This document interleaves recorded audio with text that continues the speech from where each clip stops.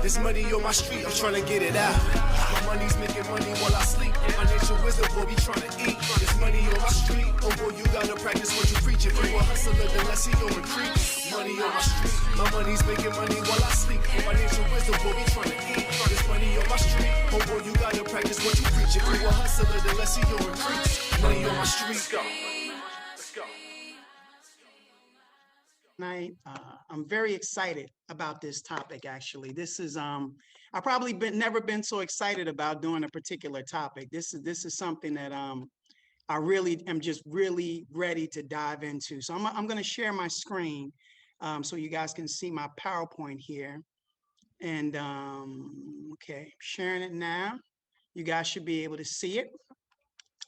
Give me a thumbs up, somebody, if you can see the presentation. All right, fantastic. Thank you. So with that being said, my name is Gavin Taylor. Yes, and I just authored a book called Money on My Street: A Children's Guide to Wealth.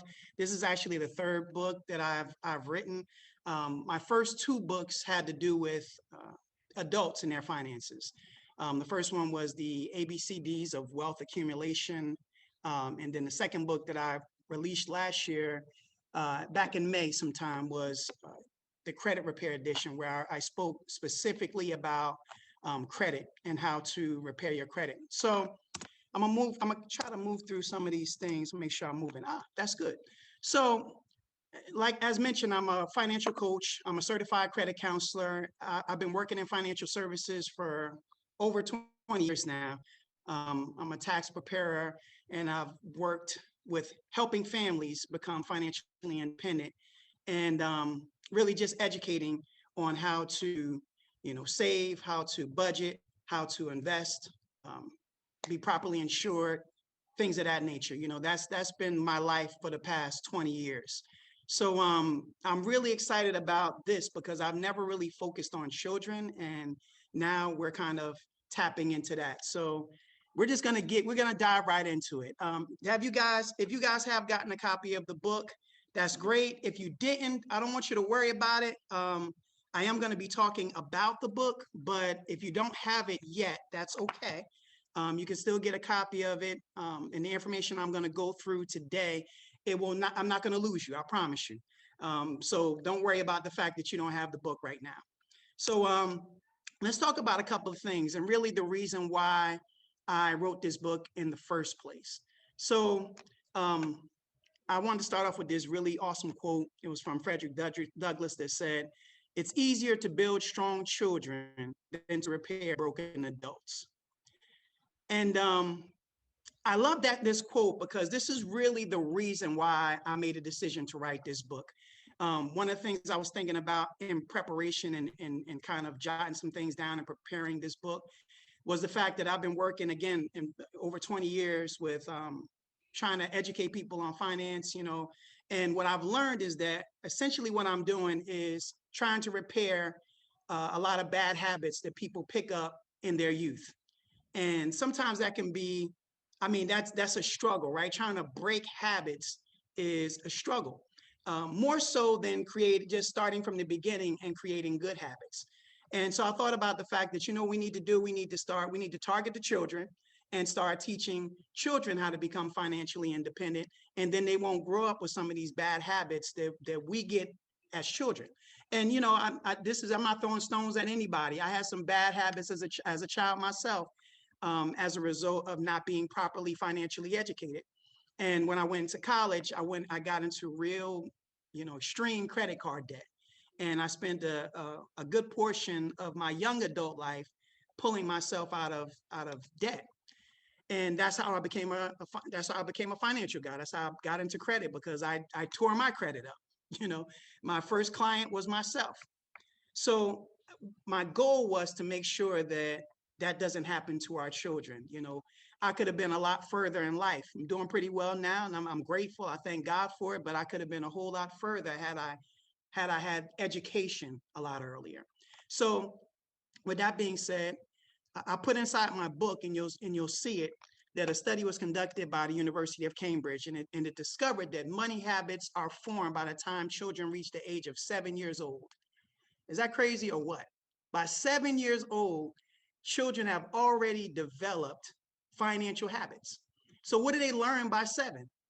They learn by watching you, right? They learn by watching us. They see what we do. They see how we handle money. They see our thoughts about money, right? The things that we say about money. And as a result of that, they pick up habits and they begin to, exercise them as they grow up into adults. And of course, the tragedy is the fact that schools are not teaching children about finance. So we are the teachers, right? The parents are the teachers when it comes to finance. You know, we learn how to spend money. That's it, right? We are taught how to spend. We are taught really how to waste, but not really how to save and how to invest, right? So the habits that are formed about money, they are taught in the home. So again, we are the teachers, right? So we have to teach them good habits by that age of 7, right? So that they will grow up and be more financially responsible. Of course, if they're older than that, it could still be broken, but that's just a good kind of indicator as to how young kids are and when they pick up certain things. So that's my primary reason for writing this book. I wanted to start teaching our children early, really by like the age of 3 and 4 years old. I want them to start reading this book to them, start educating them on topics. And then as they start getting older, then they can read it on their own, right? So that's some of my reasons. So let's talk about some other things really quick that I wanted to share with you. And then I'm going to get into the book a little bit more. I saw this and I thought this was pretty interesting. And of course, all of you know who Elon Musk is. He's the co-founder and leader of Tesla.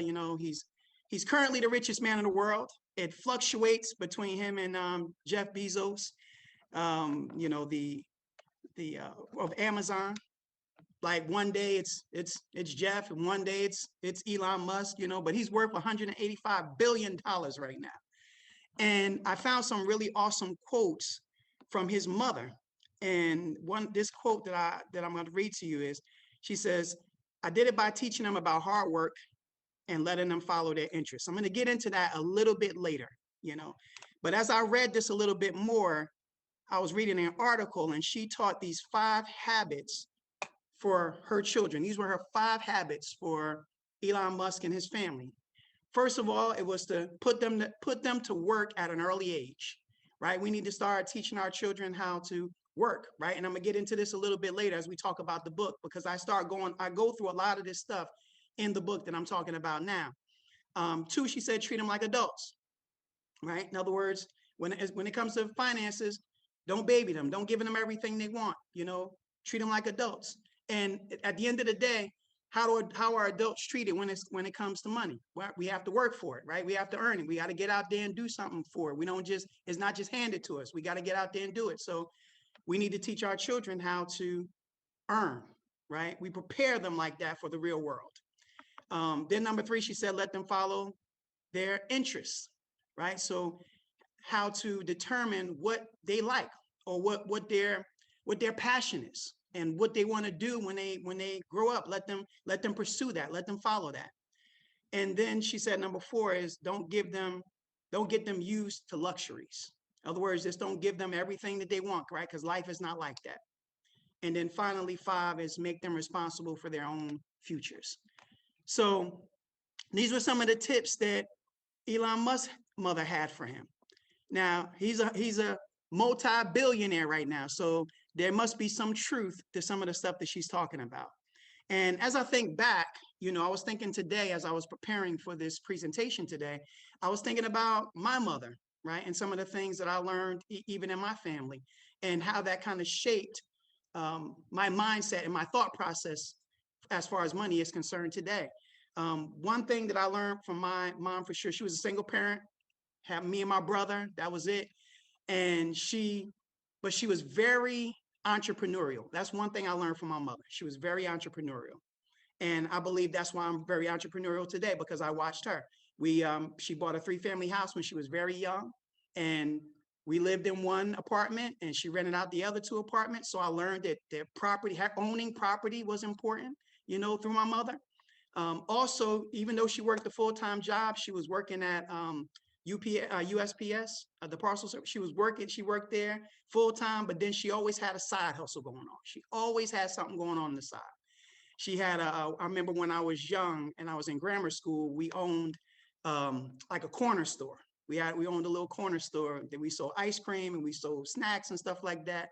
And we had a little store. We had a little store. I'm gonna date myself. If you guys are from Newark, you may remember this, but or you grew up around Newark.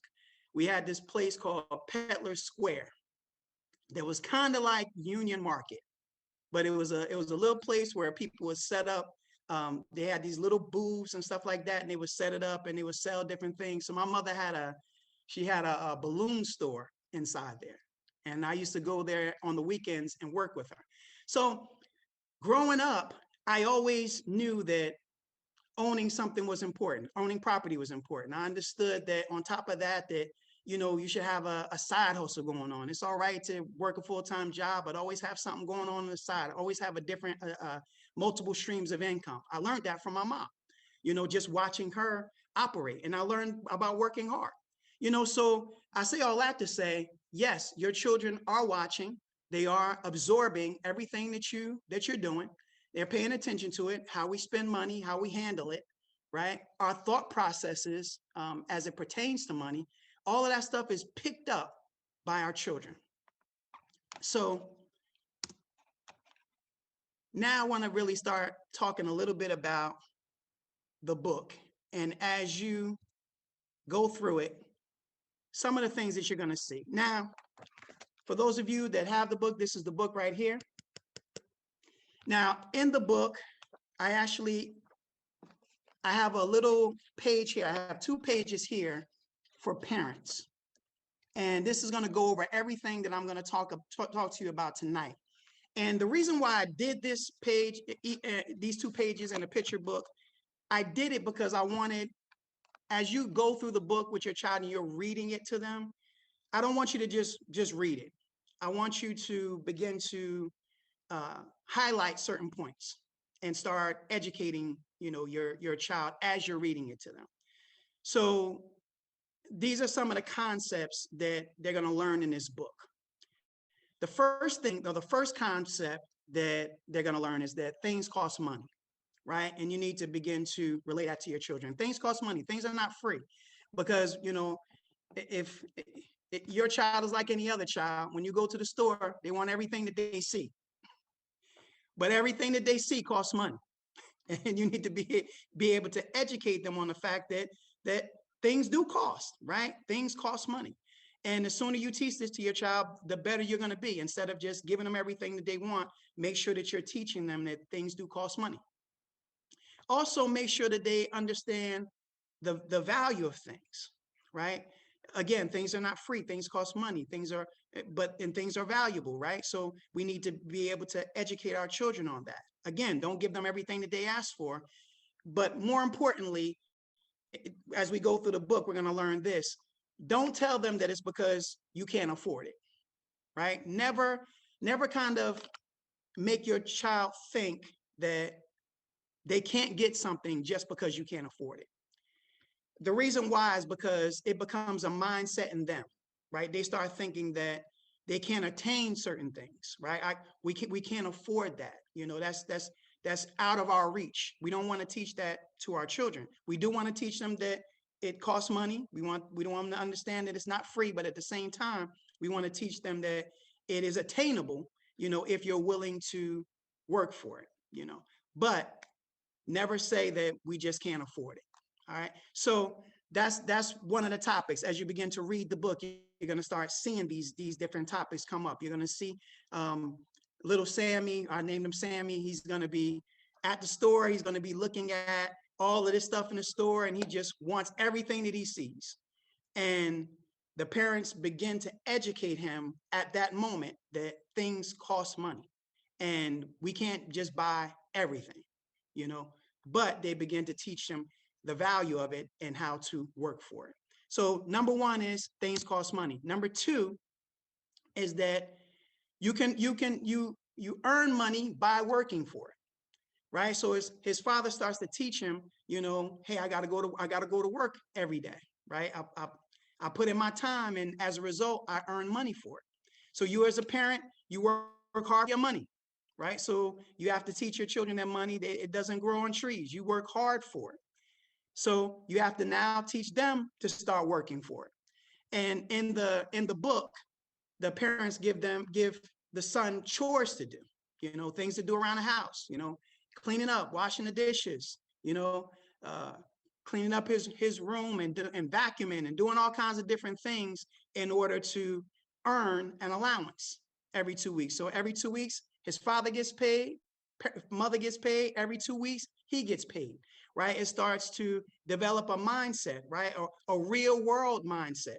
Not that you just get without doing anything, you're just laying around and you're just gonna get money. No, you're gonna do what I do. I'm out working for it. You're gonna work for it, and then you're gonna earn it, right? And one of the concepts in the book is you see that as he is working and earning that money, when he receives money, it means more to him. It means more because he worked for it, because he earned it. It wasn't something that was just given to him. And I've learned, anything that you work for, it means more, right? Whenever you just give somebody something, it doesn't mean much. But when they work for it, when they earn it, it means a lot more. And that's one of the concepts that's being taught in the book. So things cost money. 2, you earn money by working for it. And then 3, it's important to teach your children to begin to save a portion of their own, right? We don't want to raise a generation of consumers, because this, I talk about this a lot when I do my financial presentations. If nothing else, if we didn't learn anything else from this pandemic, we should have learned that you need to have emergency fund savings saved up. If we didn't learn anything else, that's one thing that we should have learned. Many people lost their jobs. And as a result of people losing their jobs, unemployment skyrocketed so much that, it was at a point where it has never been ever, where so many people were filing for unemployment at one time. It was taking people months to get unemployment, and if you didn't have emergency fund saving and you were waiting for unemployment, then you were in trouble and you struggled, no question about it.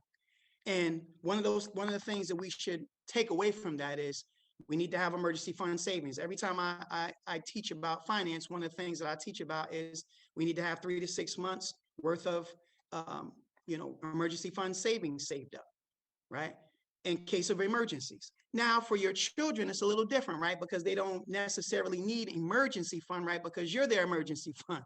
You're not, they don't have no emergencies because they don't have bills, right? So, but we have to start teaching saving habits early, right?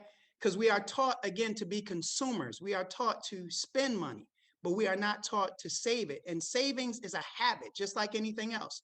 Spending is a habit. Savings is a habit. Investing is a habit. If you begin early teaching them how to save, they will save as they get older. So you teach your children how to save earlier. In the book, the parents get him a piggy bank and they tell him that he needs to put 10% of his allowance in it, that he's free to take his money and pretty much do whatever he wants with it, but he has to take at least 10% and put it away for savings. Teaching them this habit early will translate to adulthood. He or she, if they have that mindset of saving 10%, they'll always have it throughout their life. And as they start making real money, they'll put away 10% all the time. And that begins to not only be their emergency fund savings, but it also becomes investment savings in the future, right? Be able to get things a lot easier. They'll be able to buy property a lot easier because they already have some money saved up. So don't just give them money and say, go ahead and spend it. Teach them how to save a portion of it. And then let them know that as long as they live, they should always put away 10% of their at least 10%. And I put here, when they're old enough and have enough money saved and, piggy banks are not working anymore, then you take them to open up a bank account, right? You're taking them through different levels, right? And then eventually you start teaching them how to invest some of that money. And we'll get into that in a moment. But again, the money can be used in the future for investments. So this is another lesson that's being taught. So they're learning that things cost money. They're learning that, how to manage, how to work for that money, and then also how to begin to save a portion of that money. Another concept that is taught in the book is it's an old system, and to some people it may be antiquated, but I still believe in, the envelope system. Envelope system is when you don't have enough money to buy what you want now. So in the book, little Sammy, he wants these sneakers, but he doesn't have enough money from his allowance to buy it. And like any kid, he's thinking that, okay, I don't have enough money, mom and dad will give me the rest of it. But they tell him, no, what you're going to do is, if you really want those sneakers, hold on to the money that you got right now and wait for another 2 weeks until you get the rest of the money, and then you can buy it. So the mother puts the money in the envelope to hold for him so that he can go buy it at a later time. So it teaches, to delay desires, right? Delay gratification. That this is also helpful when it comes to credit in the future, right? Because the reason why most of us get into credit card debt is because we want things now. We don't want to wait for it. We don't want to save up for it. We want to buy it right now. And that's why many of us wind up in credit card debt. So teaching them systems like this, or teaching our children this, it helps them eventually, hopefully, to avoid the credit trap later on. It also teaches them that they can have pretty much whatever they want if they're willing to wait for it and they're willing to save for it. It teaches them how to delay their desires, how to not, have to get something right away all the time, but to be willing to wait for it, be willing to work for it, be willing to earn it, and then eventually buy it. And I mean, he was so happy when he got his sneakers, again, because he earned it, he worked for it, he waited for it, and then when it was the right time, he was able to purchase it. So that's the envelope system. That's another thing that's going to be taught in this book as you begin to read it to your children. So with that being said, and I know I move really fast through this, but that's because I really want to get to some of your thoughts and some of your questions. Everything that I just talked about is what you're going to learn with your child in this current book. Now, I'm in the middle of writing a second book to this because Sammy he's going to grow up with us. He's going to grow up with your child. That's what's going to happen. And as he gets older, he's going to learn different things. So right now, up until what we just talked about, Sammy learns how to work for money. He learns how to save a portion of his money. He learns the envelope system. He learns how to delay his gratifications. That's everything that he learns in this current book. But the next book I'm working on, he's going to be learning. He's going to have so many piggy banks, so with so much money in it, it's going to be time for him to open a bank account. So his parents are going to take him to open up a bank account. He's going to learn about how to search for the right bank account. He's going to learn about interest rates. He's going to learn about, custodial accounts. He's going to get an intro to investments, and he's going to learn how to start investing some of that money. And I won't tell you everything yet, but I'll just give you those highlights. He's also going to start a business. Right now, I'm really working on this book, and I should be done with it by May. But my thought on it is, it may be split up. It may be one whole book where he opens a bank account and starts a business, or maybe two books. I'm trying to figure it out now. But he's going to start a business, and that's going to teach him how to learn how to follow his interests and how to create wealth, and how to break the employee mindset. And that's very important because, in school, all he's going to learn is how to be an employee, because that's all school teaches us. School does not teach you how to be an entrepreneur. It does not teach you how to be a business owner. It does not teach you how to invest, right? School only creates employees. And there's nothing wrong with being an employee, but That's all it does. It does not teach you how to be entrepreneurial. So that education has to come from somewhere else. So Sammy's going to start learning how to start his own business and how to invest his money for return and how to start building wealth. So that's coming soon. I got 2 books, I believe, in my belly for this upcoming year, for this current year. One I'm gonna try to release by May, and then another one before the end of the year. So, but that's my goal. But in this book, this is an intro for everything. This is the foundation. One thing I was thinking about is the most important thing to have when you're building something or building a house. I don't care how beautiful it is. I don't care what area it's in. You know, I don't care how many bedrooms and baths it has. At the end of the day, it has to have a strong foundation. And if it doesn't have a strong foundation, it's not going to be able to stand. So this right here, this book is the foundation, right? This is going to start those basic principles, right? Understanding that things do cost money. You have to earn it. You got to work for it. You have to save, right? And then we'll start moving on to making investments. So that's, as you begin to read the book to your children, these are some of the things that I want you to think about. And also some of the things that I want you to make sure that you highlight as you're reading it. And of course, depending upon how old your child is, the more they'll be able to understand. But I really want this book to kind of grow up with your child to the point where they'll be able to read it themselves one day. And they're going to start asking you about some of these concepts. And, you need to be prepared to kind of educate them on it.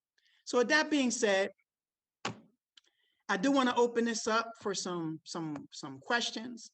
I wanted to make sure that I got through this kind of quickly so that I can answer some questions that you guys may have.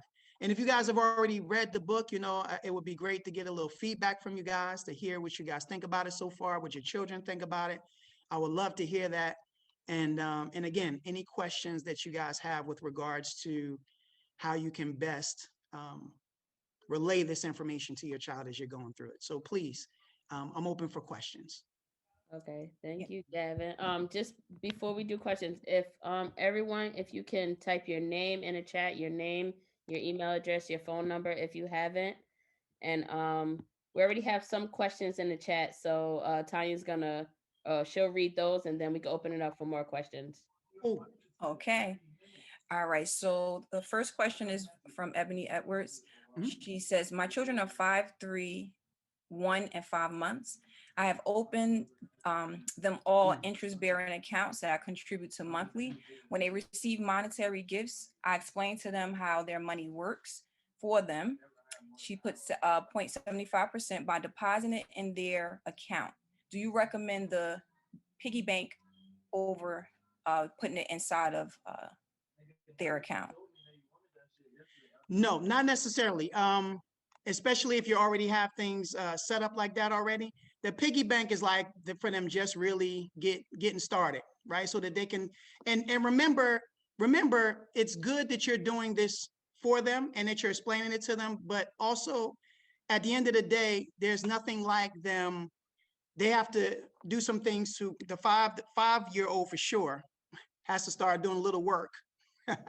Start earning some of that money that you're putting away for them, because a part of the concept is learning how to earn, right? A part of it is learning how to earn, and then taking some of that money that they earn and then putting it away.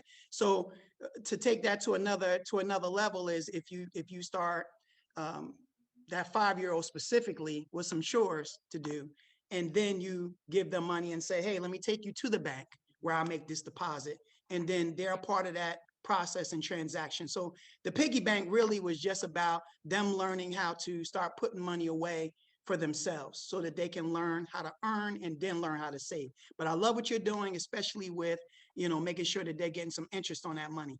That actually is coming up in my next book on how to begin to, put some money in the bank. So since since Sammy was only getting $20 every 2 weeks, $2, you're not gonna get a ton of interest on $2 anyway. So it's a good opportunity for him to learn to put a little money in a piggy bank, and then once it grew a little bit, then he's gonna open up a bank account. But again, I love what you're doing. So what I would say do, yes, do a piggy bank, but then take that money from the piggy bank and put it in an actual bank. Great question. Are there banks, Gavin, that you would prefer or say are better than others for savings? Okay, so what I would say, especially pertaining that, you got to do a little bit of research, especially with regards to custodial accounts. What I will say is that, make sure that you're looking for anything that doesn't have any fees. You want to make sure that they don't have any fees. And these are the two big things. No fees. Number two, try to see if you can get the highest interest rate as possible on these custodial accounts. So if you do a quick Google search, I actually did one. You can do a Google search on, top custodial banks for children. And it'll pull up, a whole list of different banks that would provide, that have no fees and that also have, higher than average interest rates. Like that young lady had an interest rate that was 0.75%. That's pretty good for a savings account, especially right now in the middle of the pandemic. A lot of interest rates have gone down as a result of the pandemic. So 0.75% is pretty good. That's very, very good actually on a savings account. Someone also said, I also believe in the three S's. 3S plan, which is spend, save, and splurge. I like that because I kind of do that with my kids too. Like Yeah. I say, you play with some, you save some, and you kind of invest. So like for my son, it would be like if he wants a haircut or he wants a game or whatever like that, I'll make him play. We'll do it like that. Right. Is that in the book, you're going to see that the reason why Sammy gets into all of these things is because it begins with the fact that he wants a bunch of toys. He wants all these toys. And his parents say, okay, you're going to have to, these things cost money. You're going to have to start learning how to earn some of this money. So he begins to work for this money doing chores and stuff like that. And what happens is, he has his eyes on all kinds of toys and he's able to buy them. So his parents are allowing him to spend his money, right? But the first concept that his father teaches him is how to save, how to put away 10%. And now it's up to him what he wants to do with the rest of that money. So, but he has to save that 10%. So I love the 3S plan right there. And that's kind of, I don't call it that in the book, but that's pretty much what's happening. So Gavin, just wanted to let you know that the book, my daughter and I let her read it to me. And so as she's reading it, we had a great discussion on each page and, nice. Asking her questions. And so for her, she really wanted to get an allowance and she's been asking for that for some time. And so how it says, yes, you have to work for your money. So we came up with 5 different things that she would do in order for her to be able to earn that money. And so Nice. grades and studying, cleaning her room, washing dishes, and all those things are things that she's decided, okay, these are the things that I would do. And so she's excited about this upcoming Sunday because it's going to be her first allowance week. Her first payday? Her first payday, yes. That is awesome. That's so awesome. And we got the envelope too to kind of put that savings. So we already talked about putting that, 10% away. So Nice, nice. And let me mention this too. I know the piggy bank seems like, oh, well, I could just, do some more technological things. The reason why I wanted to do things like that are kind of old school, like piggy bank and like envelope, is because they get to see it happening and they get to do it themselves, right? That's really the big thing for me, that the child is learning through doing and not just you doing for them. Because we can do a lot for our kids that will help them get ahead, but at the end of the day, if they're not learning it, right? If they're not learning it themselves, you can get them to a certain place, and then when they grow up, because they didn't learn those concepts themselves and they didn't put their hands on it to do it themselves, they can still fall into some bad habits. So the goal is to try to get them to do this themselves and make a habit out of it. Make savings a habit, right? Make saving up for things a habit. So when they grow up and they get ready to buy something, they're saying, I got to save for that, right? I'm not going to use a credit card. I'm going to save for that because that's what I was taught. I'm going to save 10% of everything I make. Why? Because that's what I was taught. That's what I learned how to do, and that becomes their discipline, as opposed to just something that we as parents are doing for them. If that makes sense. I know. Oh, sorry, I Miss. have, Go ahead.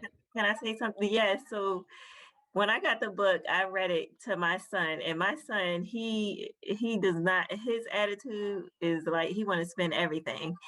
And so after reading the book, I did create the envelope for him, and I started encouraging him or enforcing the chores again because he was doing chores, but he kind of fell off. Uh-huh. So now he's doing chores again because he wants to earn that money. And Nice. so I have him taking half of it, like half of whatever he gets is going to the envelope, but the other half is going to go into his bank. Nice. And so yeah, so that's how we're doing it. So I really Nice. appreciate the book, and because I'm like, how can I, change his mindset? Because I really appreciate the book. Thank you. Thank you so much for that. I appreciate that. Yes. Well, and to Sheree's point, I know my son. You mentioned it, Gary. My son would say, "Well, you guys have it, so like, Right. why can't you just buy it for me?" Right. And we have different systems set in place too. But what I was gonna say is being consistent. Like how Sheree said he used to do. My kids like they used to do chores too, and it kind of like so I'm like, Mhm. being consistent is gonna help too. I was just gonna mention one more thing, something that I heard today, and you just mentioned life insurance. So I was listening to like this podcast, and the guy said, like if something would have ever just having life insurance is a way to generational wealth. And Absolutely. he had a newborn. He said, if something was to happen to me and my wife today, my newborn son would be a millionaire Mm. like on this day. And he was saying how it's crazy how you can't drive off a car lot without insurance, but you could leave a hospital without having life insurance. And he's like, how backwards is that? Like everyone should have life insurance, like no matter what, because that's the way to, especially, for minorities and people to just be able to set their children up. Absolutely. Absolutely. In fact, I this month, I sat down and I started really thinking over, what my financial philosophy was, right? If I was going to sit down with people and what is now at this point in my life, what's my financial philosophy? And the very first thing that's a part of my philosophy is that you must have a life insurance policy, right? That I've been a life agent for many years, right? And one of the most difficult things to educate people about is making sure that they have a life insurance policy.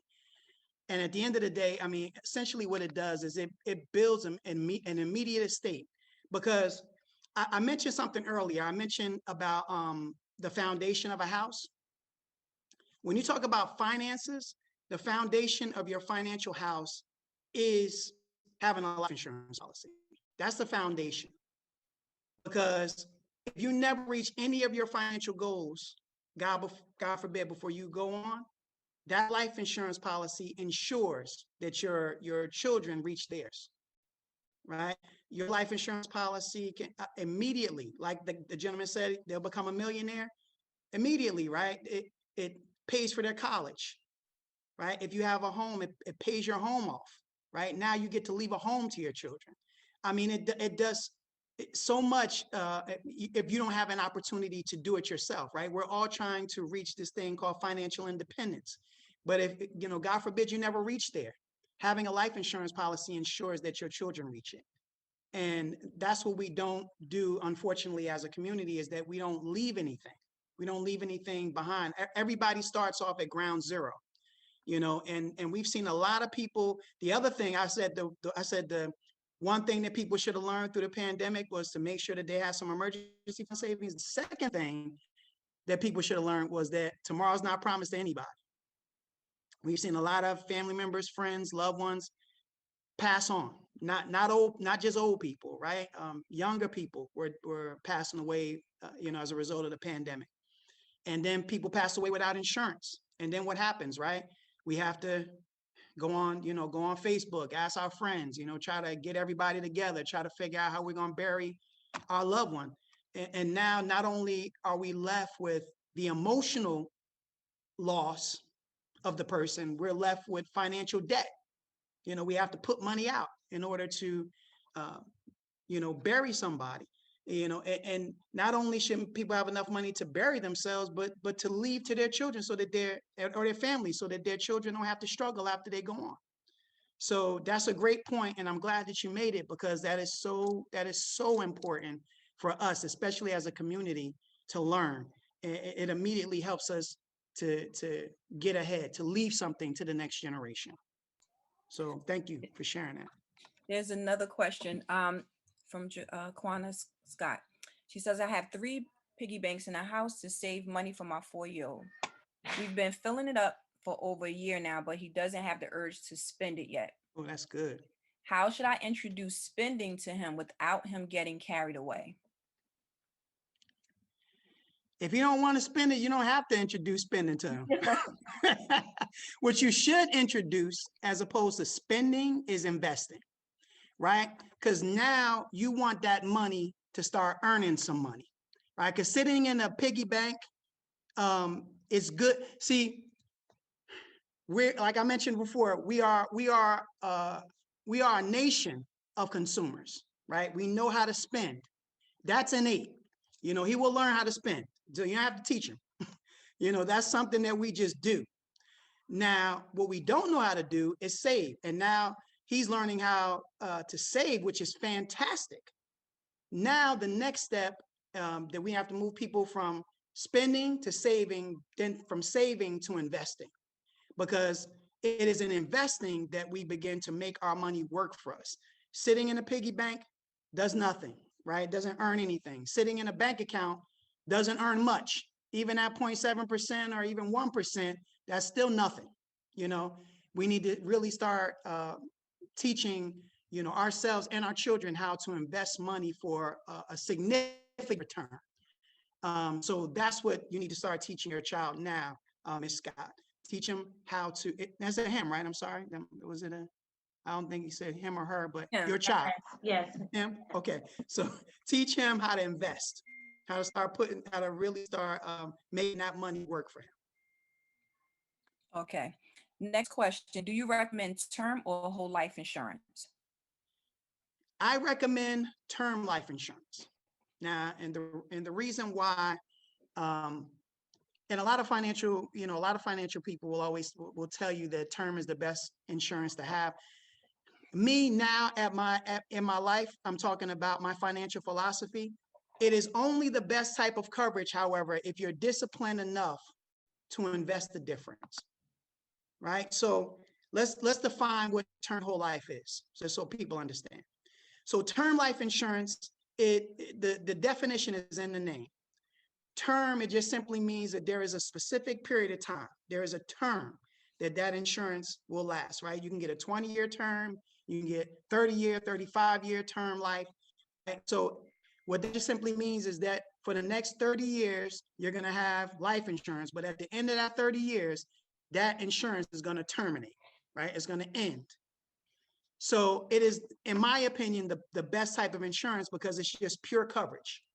It's the least expensive coverage that you can buy right now, right? You're not going to spend as much as you will on a whole life policy or any other type of policy. And if you're disciplined enough to then invest the difference for the next 30 years, right, you can become self-insured. And what that just simply means is that if you invest enough money to be able to make your life insurance policy obsolete, then you don't need a life insurance policy anymore. So what's the difference? Whole life, right? It again, in the definition, it'll last you your whole life, right?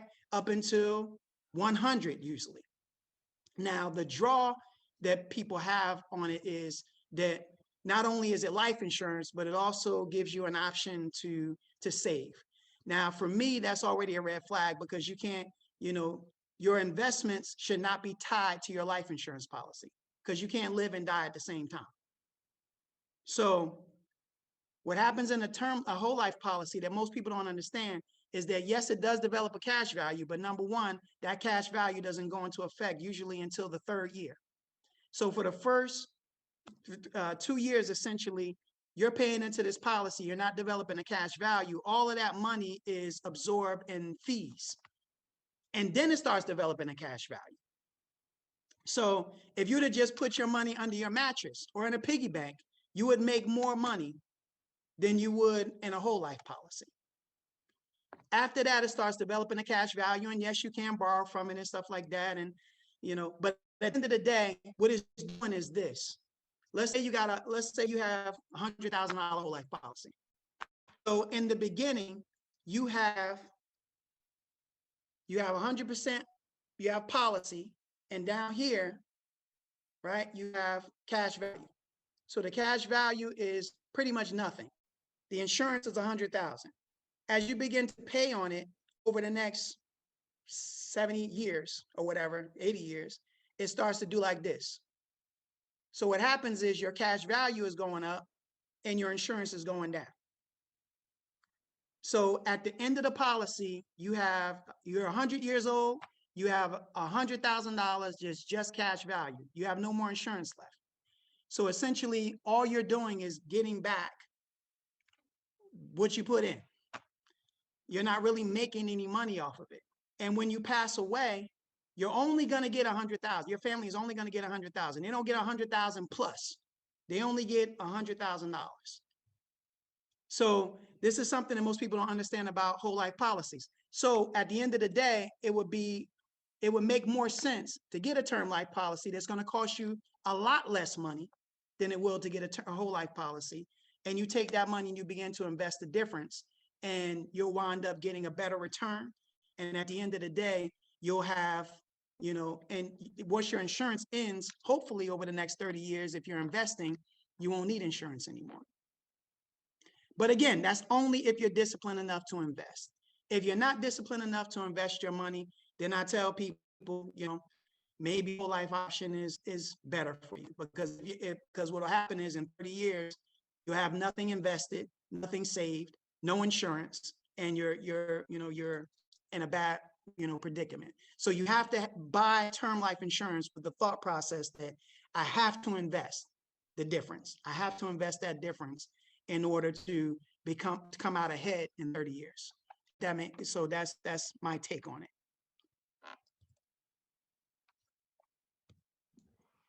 Anyone else have any questions?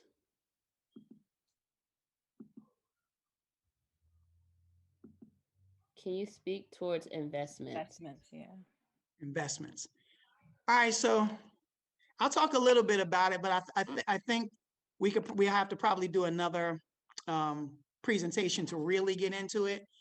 In terms of investing, you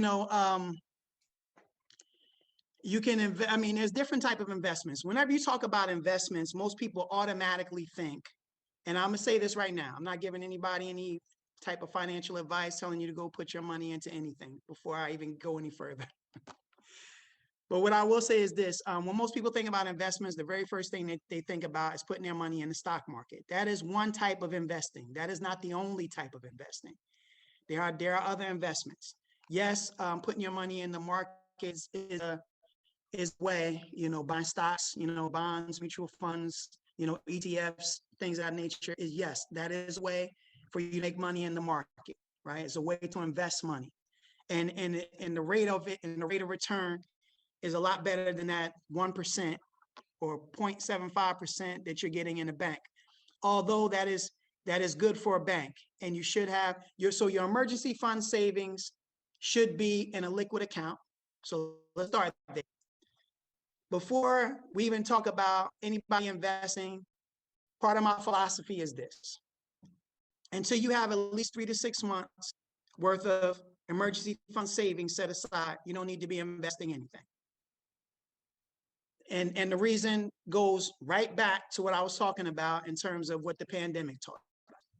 You need to have that 3 to 6. And now most financial advisors are even saying you need a year.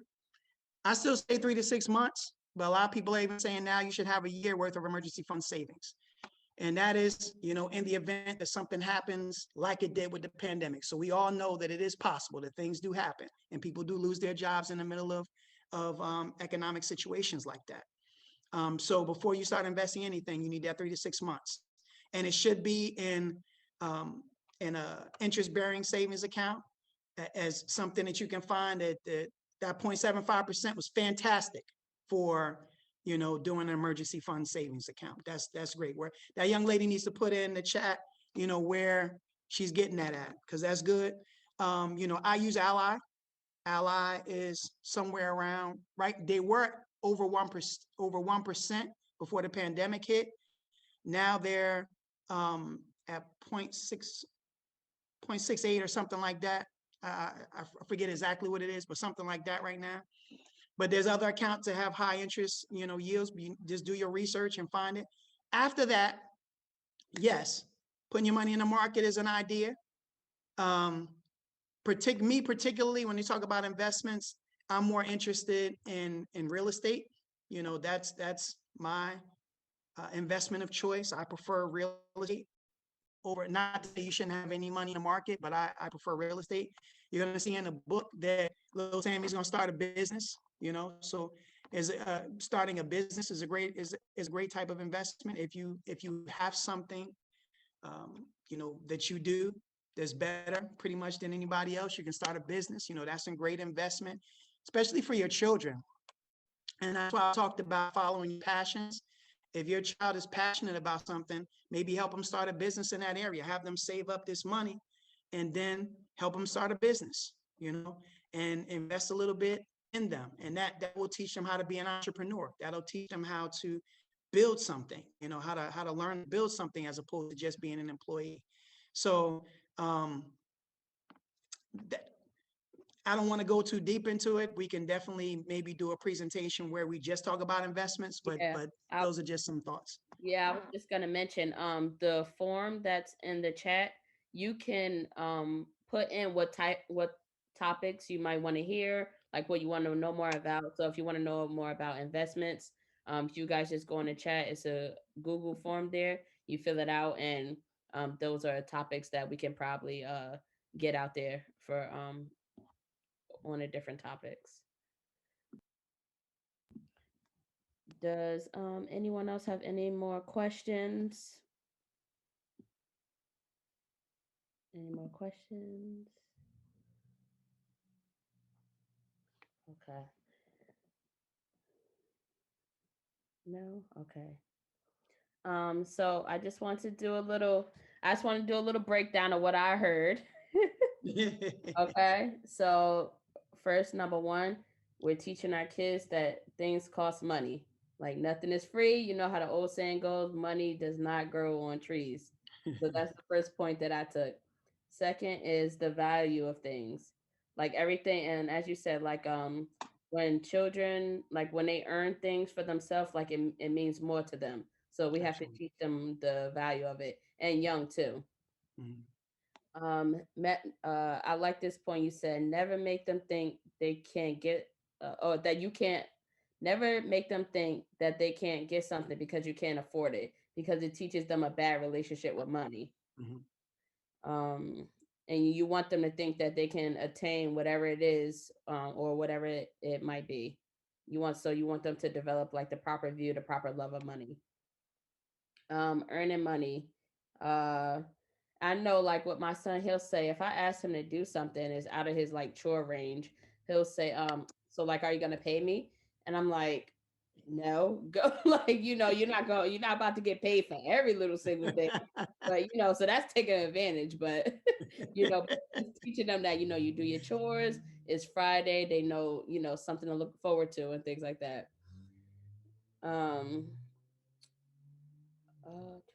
Be consistent with the rules. I know like with my daughter, when she'll get money, like she'll get money for her birthday or like Christmas or whatever it is, and she'll say because we do the little piggy bank too, but we do it as shared, like a family shared piggy bank, and she'll say I'm gonna put my money in the bank for the family, And and we're trying to do things like around the house. She'll say, okay, so how much money do we need to get to this so we could do this or do that? So, and she's 7, so just start That's and cool. feeling that young. Yeah. Save, because we don't want to raise consumers. Everybody talked about different strategies that they had, the 3S's and the piggy bank, putting it into the account and all that. It's all good. It's no wrong way. The envelope method, I use the envelope method too, like with me and my husband. So like I've been on TikTok, and it's been showing me things like how I could renovate my own kitchen. So I've been using the envelopes to, like, I'm like, okay, I need this amount for this. I'm gonna put this in this envelope. And then, with the new year, like we see so many different like saving money challenges and things like that. Yeah. So Yeah. like, we've been trying to do like some of those too since the new year started with the envelopes. Nice. um what else? The envelope system, delayed gratification, because, and I know too, like, even they say with my generation, like millennials, we're all about like instant gratification. Like, we want it now, we don't want to wait. And because I know sometimes I'm like that too. I'm like, I need to see it like instantly. Like, I like to see the results like right then and there. But at the same time, we're teaching them patience, with us too, teaching ourselves patience. And it's like how they say, to put your get a savings account where you don't have a like a debit card linked to it, or if you have a what's the bank called, uh the credit union, where you have to Yeah. like wait 24 hours or something like that, so that like you don't go impulse buying and like transferring the money and different things like that. So that's teaching like that delayed gratification too. um uh, Oh, building a strong foundation, having that strong foundation so that as an adults, we're not digging ourselves out of holes. And I know you're not the only one, because I know me too. I had a lot of credit card debt and things like that. So I like that your book is showing us how to teach our kids from young, so that as they grow up, like they don't have to start from the bottom. They're not starting like from the negative, like, Yeah. they're starting from the positive.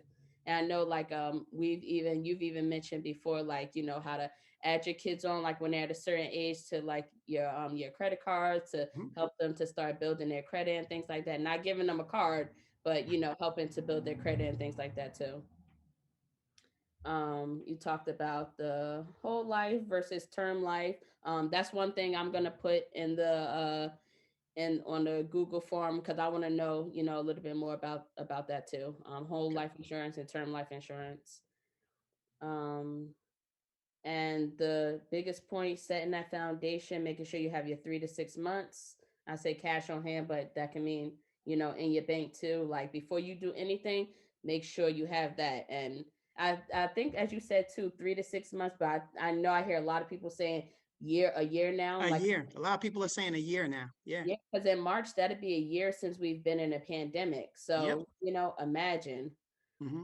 Um, and and I just about the different banks that you put in there, to different banks.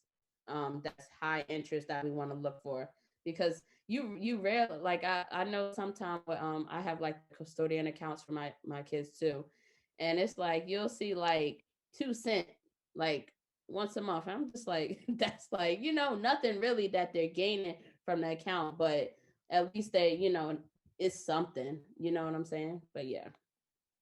uh all right, we have some giveaways. If does anybody else have any comments, anything they want to share? Because I have some giveaways. There's another question that just came in from Stanley. It says, how different is it to talk to your son about money than your daughter? Hmm. That's a great question. Um, I think at the end of the day, you're talking about the same concepts, right? But at the end of the day, they want to spend money for different reasons. So at the end of the day, you got to get down to what their what their interests are, what they're looking to spend their money on, right? But the concepts for money in general is the same, whether it's male or female. The only difference is what their ultimate goal is in terms of spending that money is concerned. And and that's going to be different from person to person and also male to female. So you got to kind of dig down and find out what they want money for, what they want to spend money for, what their goals are, what their thoughts are about what they want to buy with that money. But in terms of the principles are the same. But great question. That's a great question. Anyone else have any questions or comments they want to ask? I want to say thank you to thank you, Gavin, so much for Thank you. doing this book, because I know for me, I grew up once I got to college, I had like 6 credit cards, and then struggling to get out of that and all of that. So I really appreciate you and this book, because it's, I want to start my son off a total different way. I want him to learn how to save and build that habit. Yeah. If he has a habit of saving, that's going to just make all the difference. So thank you so much. I really appreciate it. No, and thank you for having me, and that's really the reason why, I wanted to write this book, because of the fact that, they say that, you need 30 days to start a new habit, right? Mhm. And 30 days of consistently doing something, right? But can you imagine if we start them off as kids and this is their mindset, they're not trying to break, it was so difficult for me in the beginning to come out of being a consumer and to start thinking more about savings, where I'm not using credit cards to fund a lifestyle, but I'm using it to build credit as opposed to, buy things that I just don't need, but that's what we're taught. We're taught how to consume, we're taught how to buy, we're taught how to purchase things. And often we're taught how to waste money. And we need, if we teach our children earlier, they'll be savers and investors as opposed to wasters and consumers. And that's really the goal of the book. But thank you for that. I appreciate that. Thank you. One more question came up. Do you recommend day trading? That's a whole other conversation. That's a whole other conversation. I will say this: you have to be very disciplined to be a day trader. Very, very disciplined to be a day trader. I was messing around in the forex market, for some time, and a lot of that. Well, I mean, you can day trade or you can be a more longer term investor, but I was trying. You're trying to.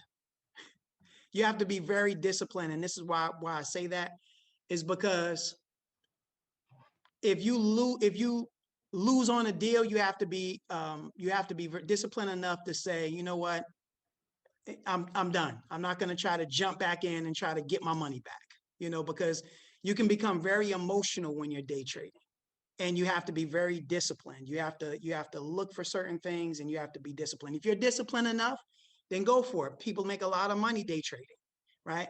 I don't know a lot of people that make a lot of money day trading because most people are emotional investors. And when you're investing, you got to take the emotions out of it. And so if you're disciplined enough, then day trading is a way, yes, to make some money. I'll say this right now. I wasn't disciplined enough to be a day trader. I'm more of a longer term investor. I buy if I find a market, and I like to buy investments that have dividends and stuff like that. And because I'm a longer term, I like to ride it out. I don't buy and sell quickly. I'm not a flipper. And that's the same thing. That's my philosophy. Even when I do real estate, I'm a buy and hold. I'm not a flipper. So I like to hold on an investment. So day trading didn't work for me. But everybody's mindset is different, and everybody's discipline is different. And again, if you're disciplined enough, go for it. Okay, so thank you for that. So yeah, please fill out that form so that we can see what kind of topics you guys are interested in. So maybe we could get those going. Definitely on the investments, Gavin, we want to have you do a workshop on that for us. That'll be awesome. Yeah, I love it. Yeah. Anybody if anyone has a question that they don't want to share with the group, you could feel free to send a private message on a chat too. Does anybody have the book? Raise your hand if anybody has the book on hand with them now.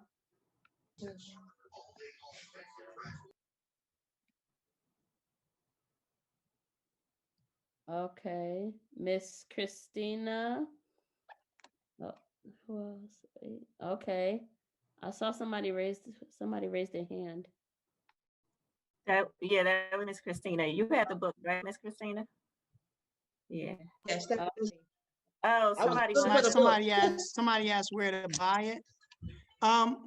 Should I put Pastor Gabby put the link in the chat? Yeah, please, because I'm gonna continue. I'll leave it up, that link for the discount. Up until the end of the week, up until Sunday. So you guys will have an opportunity, if you didn't get the book already, to still get a copy of it at the discounted rate. So regularly it's $19.99, but for you guys specifically, it was I did it for $14.99. So you guys can still get a copy of it all the way up until Sunday. So yeah, if you can just throw that link in there, that'd be great. Okay, thank you for And that. it was also in the email with the link, the Zoom link. It's at the bottom of that email as well. But I will definitely put it in the chat. Okay, people are sending positive comments. Okay, so Thank you. Miss Christina, since you have the book, you are our first winner. You will receive a prize via text. Sure. Thank you. Yeah, we just need her. Put your number in the chat and we'll send it via text. Okay. Is there anyone not from New Jersey here? Yes, I'm in North Carolina. I'm from Jersey, but I'm in North Carolina, in Raleigh, North Carolina. Wow. She don't count. She don't count, y'all. That's my sister. She don't count. That's my sister.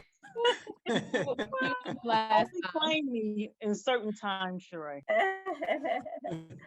Is there anyone else? I think it's somebody else from North Carolina. That's cool. Yeah. In Gardner, North Carolina. Okay. Who was it? Ebony.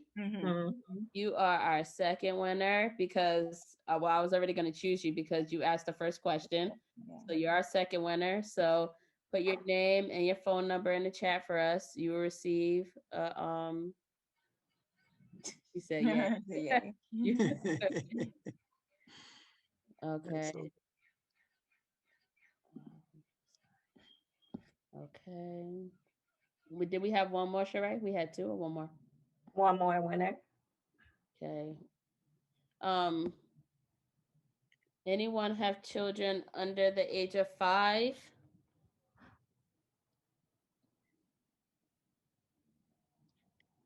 Asia?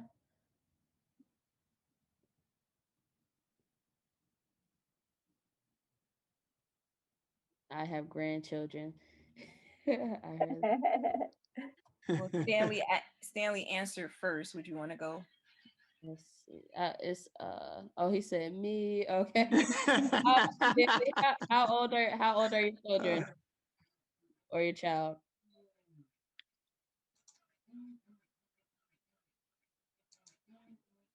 You there? Can you hear us? Stanley? Are you there? Leandra, she's 4. Okay. All right. So you'll be our third winner today.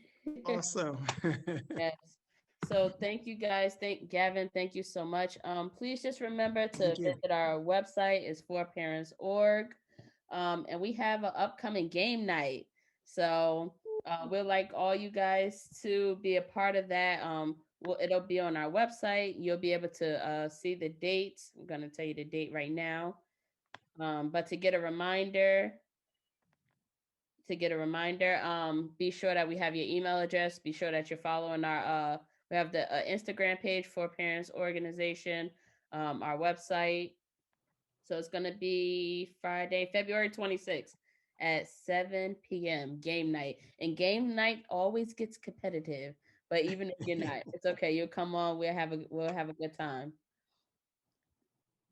So if we don't have any more questions, And out of the 3 winners, if you did not purchase the book and you would rather get the book, then go ahead and put your, if you don't mind, put your address in the chat. And this way I know that you don't have the book and you would rather have that.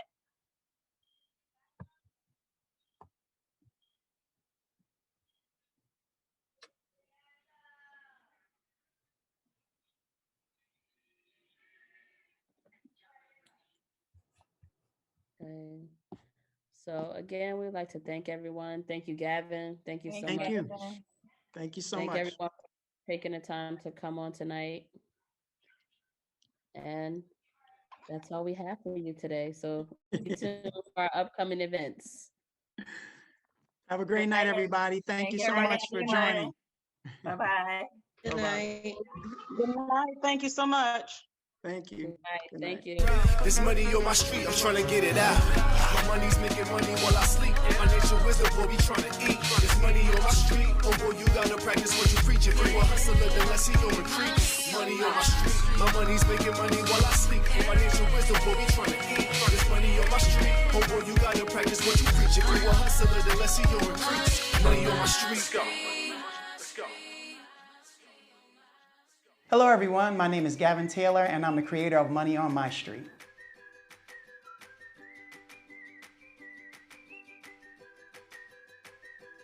Money on My Street is a financial literacy program and book series that was created to provide financial education and solutions to anyone looking to become financially independent.